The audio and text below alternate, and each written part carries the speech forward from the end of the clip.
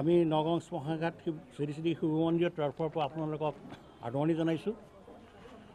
আগন্তুক এই যজ্ঞভাগ অহাকালি 22 তাৰিখৰ পৰা 26 তাৰিখ পৰ্যন্ত অনুষ্ঠিত হ'ব।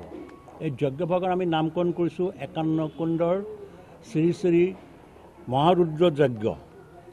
আমাৰ এই শিৱ মন্দিৰ আজি প্ৰায় 97 ইয়াৰ্ছ হ'ল, 97 বছৰ হ'ল প্ৰতিষ্ঠা হোৱা, আৰু 2029 চনত আমি শতবাৰ্ষিকী পাতিম।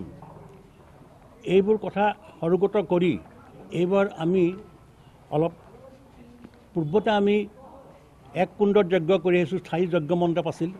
এইবাৰ আমি প্ৰয়াস কৰিছোঁ 51 কুণ্ডৰ যজ্ঞ। 51 কুণ্ড মূল মণ্ডপৰ উপৰিও আৰু 50টি কুণ্ড থাকিব। বিভিন্নজন ঋত্বিকৰ সহযোগত এই যজ্ঞ উদযাপন কৰা হ'ব। অহাকালি অধিবাস হ'ব, ঋত্বিকসকল আহিব, পুৰোহিতসকল আহিব, তেওঁলোকৰ লগত আমালোকৰ আলাপ আলোচনা হ'ব, পৰিচয় পত্ৰ হ'ব, সংস্কাৰ হ'ব। তাৰপিছৰ পৰা পিছৰ দিনাখন জল আহৰণ হ'ব। তাৰপিছত যজ্ঞৰ জুই আহৰণ কৰা হ'ব, অগ্নি আহৰণ হ'ব। তাৰপিছত মূল যজ্ঞ মণ্ডপৰ কাম আৰম্ভ হ'ব। এতিয়ালৈকে এই অনুষ্ঠানটো উদযাপন কৰাৰ ক্ষেত্ৰত আমি বিভিন্ন ব্যক্তিৰ পৰা, অনুষ্ঠানৰ পৰা বিশেষভাৱে সহায় পাই আহিছোঁ, সহযোগ পাই আহিছোঁ, আৰু আমাক যথেষ্ট উৎসাহিত কৰিছে। এই 51 কুণ্ড যজ্ঞভাগ উদযাপন কৰাত আমাক সহায় কৰিব প্ৰায় 200 পুৰোহিত, পৰিচাৰক আৰু ঋত্বিকে। এই পৰিচাৰক আৰু পণ্ডিতসকল অসমৰ বিভিন্ন প্ৰান্তৰ পৰা আহিব।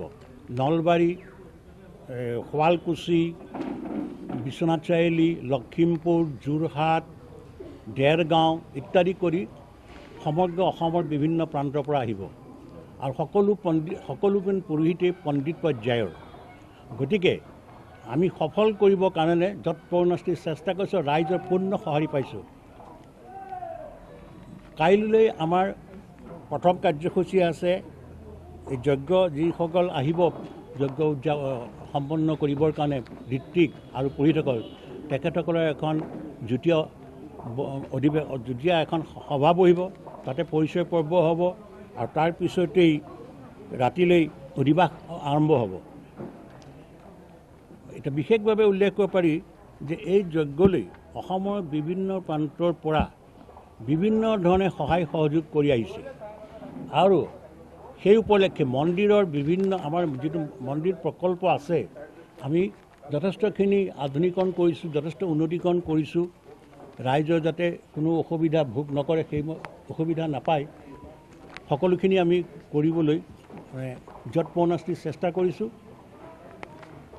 আৰু ইয়াৰ উপৰিও আমাৰ এখন উদযাপন সমিতি গঠন কৰা হৈছে। ইয়াত স্থানীয় বিধায়ক, পূৰ্বৰ আমাৰ এই বিধায়ক গিৰীন বৰুৱা ডাঙৰীয়া, তেখেতসকল অন্যান্য ব্যক্তিসকলে সহায় সহযোগ কৰিছে, পৰামৰ্শ দিছে। তেওঁলোকৰ সহযোগতেই এই অনুষ্ঠানটো আগবাঢ়ি গৈ আছে। আমি ৰাইজক আহ্বান জনাইছোঁ যে এই 22 তাৰিখৰ পৰা 26 তাৰিখলৈ হোৱা এই যজ্ঞভাগত ৰাইজে স্বতঃস্ফূৰ্তভাৱে আহি সহযোগ কৰক আৰু এই সেৱা আগবঢ়াওক।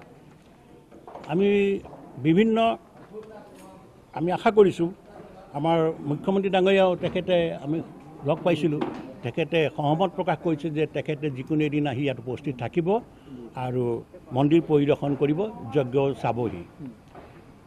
গতিকে আমি আপোনালোকৰ পৰা আশা কৰিছোঁ যে প্ৰত্যেক দিন আপোনালোকে আহি এইটো এটা কাৰণ একেলগে 51টা কুণ্ডত যজ্ঞ হৈ থকাটো এটা যথেষ্ট দৰ্শনীয় হ'ব আৰু ই আকৰ্ষণৰ মূল কাৰণ হ'ব।